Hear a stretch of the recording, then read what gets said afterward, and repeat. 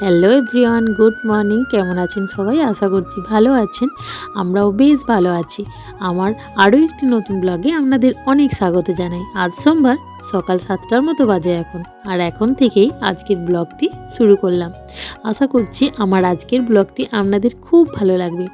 তো হ্যাঁ বন্ধুরা, পুরো ব্লগটি স্কিপ না করে দেখার অনুরোধ রইল আপনাদের কাছে। তো এখন বাজে সকাল 7টার মতো। তো আমার সমস্ত কাজ সারা হয়ে গেছে। এখন আমি ঠাকুর পুজো করে নিচ্ছি।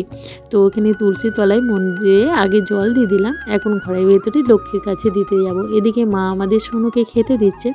তো দেখো আমার কিন্তু পুরো ঠাকুর পুজো রেডি হয়ে গেছে, ফুল দিয়ে সাজিয়ে নিয়েছি। আসলে ওখানটা পুরো অন্ধকার, তো কি করব, কারেন্টও ছিল না, নাহলে হয়তো লাইটটা জ্বালিয়ে দিতাম। তো এদিকের বাড়িতে এই রুমে এসে আমি এখন চুলটা আঁচড়ে নিচ্ছি, তখন কিন্তু কারেন্ট চলে এসেছে। তো কারেন্ট লাইটটা জেরেই কিন্তু আমি চুলটা আঁচড়ে নিচ্ছি।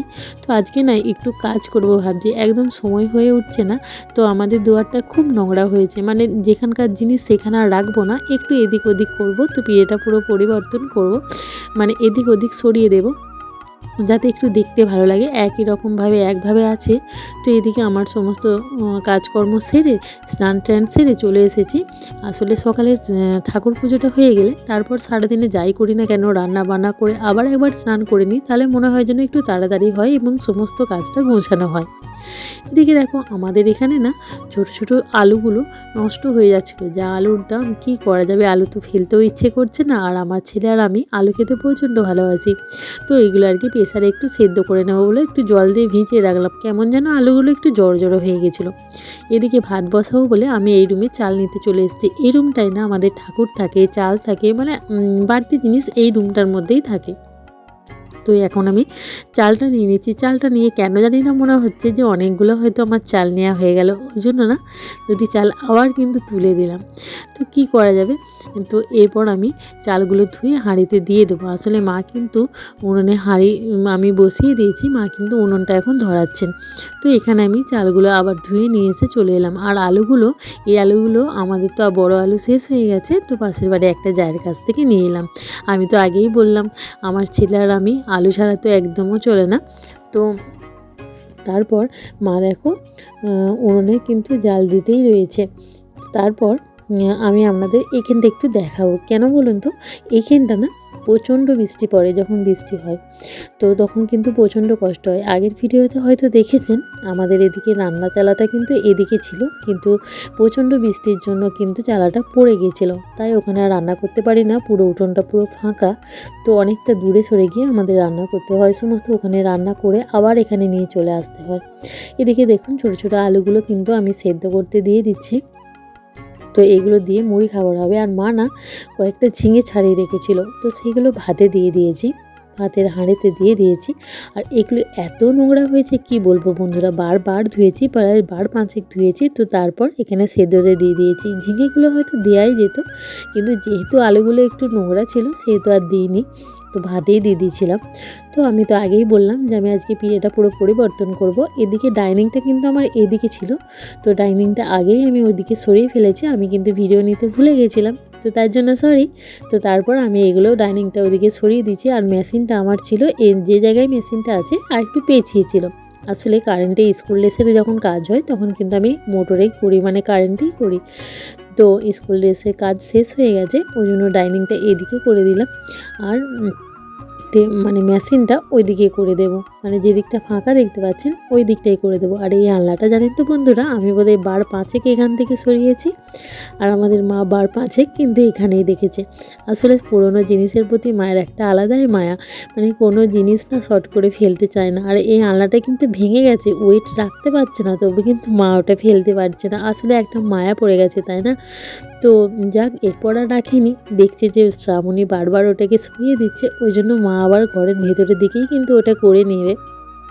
তো আস্তে আস্তে এখানটা পরিষ্কার করছি। এত নোংরা হয়েছে কি বলবো বন্ধুরা, বলার মতো ভাষা নেই, এত নোংরা হয়েছে।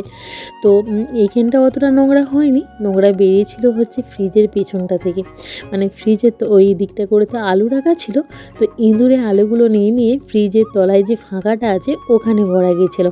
তো আমরা তো বুঝতে পারিনি, তো ফ্রিজটা ওই জন্য আমি একটু সরিয়ে দিচ্ছি, অনেকটা এদিকে সরে গেছে। তো ওইদিকে সরিয়ে দিচ্ছি না, সরিয়ে গিয়ে দেখছি, সরাতে গিয়ে দেখেছি যে এত নোংরা, কী করা যাবে, এত নোংরা কী বলবো। পেছনটা ওদিকটা আগে ঝুলগুলো ঝেড়ে নিলাম, প্রচণ্ড ঝুলও হয়েছিল। তো তারপরে হচ্ছে আমি ফ্রিজটা এদিক ওদিক করে নোংরাগুলো বের করে নেবো। এই দেখেন, দেখতেই পাচ্ছেন তো ফ্রিজের তলাটা প্রচুর নোংরা হয়েছে, এখন কিন্তু সেটাই বের করে নিচ্ছি আমি। তো এত নোংরা কি বলবো, দেখুন সেগুলো কিন্তু এখন ঝেঁটিয়ে নিচ্ছি। আর একটা কথা বন্ধুরা, দেখুন আমি যে শাঁখা পলাটা দেখছেন, তো এই শাঁখা পলাটা কিন্তু আমি কালকেই পরে এসেছি। কেমন হয়েছে একটু জানাবেন তো প্লিজ কমেন্টে। তো আসলে কি হয়েছিল, আগের শাঁখাগুলো না হাতে একদম ঘুরছিল না, অসুবিধা হচ্ছিল, তাই জন্য ওগুলোকে খুলে রেখে আবার নতুন করে পরলাম। কেমন হয়েছে অবশ্যই জানাবেন। এদিকে দেখুন আমার ছেলে কিন্তু টিউশন থেকে চলে এসেছে পড়ে, আর দেখছেন কত নোংরা, প্রচণ্ড নোংরা হয়েছে কি বলবো। তো সেইটাই এখন আমি পরিষ্কার করে নিচ্ছি। আর এই রেলিংয়ের ধারে ধারেও কিন্তু প্রচণ্ড নোংরা হয়েছিল, সেইগুলোও কিন্তু পরিষ্কার করে নিচ্ছি। আর ওইদিকে একটা দড়িতে অনেক কাপড় ছিল, এই যে সেই দড়িটা, সমস্ত কাপড়গুলো ডাইনিংয়ের ওপর রেখেছি। আর এই দড়িটা মা বললো আর বাঁধতে হবে না, এখন একটু জড়ো করে রেখে দাও। তো সেটাই করছি, এখন জড়ো করে রেখে দিচ্ছি। তো তবে আবার ওটা কিন্তু আমি আবার লাগিয়ে দেবো পরে জামা কাপড়গুলো রাখার জন্য। আসলে আনলা তো নেই, সেই জন্য দড়ি করেই কিন্তু আমাদের রাখতে হয়। তো তারপর আস্তে আস্তে এগুলো পরিষ্কার করে নিচ্ছি, ঝেঁটিয়ে জড়ো করে নিচ্ছি। তো তার মাঝখানে আমার ছেলে বললো, মা আমায় একটু জল দাও, খাবো। তো তোকে একটু জল দিতেও গিয়েছিলাম। কি অবস্থা দেখতে পাচ্ছেন, এত ঘামছি, প্রচণ্ড গরম। তো তার মধ্যে মোটামুটি আমার এখানটায় পরিষ্কার করা হলো, কিন্তু তারপরেও জিনিসগুলোকে গুছিয়ে রাখা, সমস্ত জামা কাপড় ওখানে জড়ো করে রেখেছি, প্রচুর কাজের চাপ ছিল জানেন তো বন্ধুরা, কি বলবো। এই দেখুন সমস্ত কিছু নিয়ে এসে এখানে ফেলে দিয়েছি জানেন। আমি তো সমস্ত নোংরাগুলো এটার মধ্যে কুড়িয়ে রেখেছি, মা ভাবছে কি আছে কি নেই, সেগুলো কিন্তু মা একবার দেখে চলে গেছে যে কি ফেলে দিচ্ছে।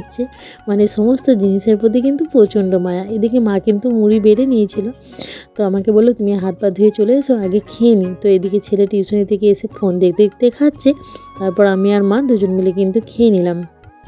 তো খেয়ে নিয়ে আর তারপর যাব হচ্ছে পুকুরের দিকে, একদম বাসনগুলো ধুয়ে নেব। তো এদিকে পুকুরে কিন্তু নিয়ে চলে এসেছি আমি বাসন কোসন, মানে যাচ্ছি এখন। তো সমস্ত বাসন কোসন ধুয়ে নেব। আর এদিকে একটা মাইমার সাথে আমি কথা বলছিলাম, ও আর কি গাঁদাল পাতা নিতে আসছিলো। আসলে আমাদের ছাদে গাঁদাল পাতা হয়েছে, তো সেইগুলো নেওয়ার জন্যই আসছিলো, তাই জন্য মাইমার সাথে আমি কথা বলছিলাম। তো কথা বলতে বলতে আমার বাসনগুলো ধোয়াও হয়ে গেল। তো আস্তে আস্তে সমস্ত বাসনগুলো আবার একটু ভালো করে ধুয়ে আর তুলে নেব। তো জানেন তো বন্ধুরা, আমাদের এখানে জলের কিন্তু অতটা কষ্ট হয় না। অনেক অনেক জায়গায় দেখেছি, মানে অনেক দিদিভাইদের ব্লগে দেখেছি প্রচণ্ড তাদের কিন্তু জলের কষ্ট। তো এদিকে দেখুন আমি কিন্তু আগের দিন কিছু সর্ষে ধুয়ে দিয়েছিলাম, এগুলো হচ্ছে পুরনো সর্ষে জানেন তো। তো পুরনো সর্ষেগুলো প্রচণ্ড নোংরা হয়েছিল, সেই জন্যই মা বললো যে ধুয়ে দেবে একটু। তো পাশের বাড়ি একটা জায়ের কাছে এই ডালিটা নিয়ে এসেছিলাম, আসলে আমাদের ডালিটা নেই, ভেঙে গেছে, তো নিয়ে এসে ধুয়ে মেলে দিয়েছিলাম। এদিকে মেলে দেওয়া হয়েছে, আর সমস্ত পাখিতে কি নোংরা করে দিয়েছে বন্ধুরা। তারপর এত বালি হয়ে গেছিলো নিচেরগুলো কুড়িয়ে, কারণ সিমেন্টে তো প্রচণ্ড বালি উঠছিল। এদিকে দেখুন আমার ছেলে কিন্তু এটাকে বাগিয়ে নিচ্ছে। তো জানেন তো আমি কিন্তু প্রচণ্ড রেগে গেছিলাম, তুই এটা পারবি, কিন্তু শুনবে না, ও কিন্তু এটাকে খুলেই যাচ্ছে। তো জানেন তো একদম ভাবতে পারি না যে আমার ছেলেটা বড় হয়ে গেছে, শুধুই শুধু বকি যে তুই পারবি না খুলছিস কেন। ও কিন্তু সত্যি বাগিয়ে দিয়েছিল জানেন তো। এতক্ষণ ধরে আমার ভিডিওটা দেখার জন্য অসংখ্য ধন্যবাদ। দেখা হচ্ছে আবার একটি নতুন ব্লগে, ততক্ষণ আমরা সুস্থ থাকুন, ভালো থাকুন, টাটা।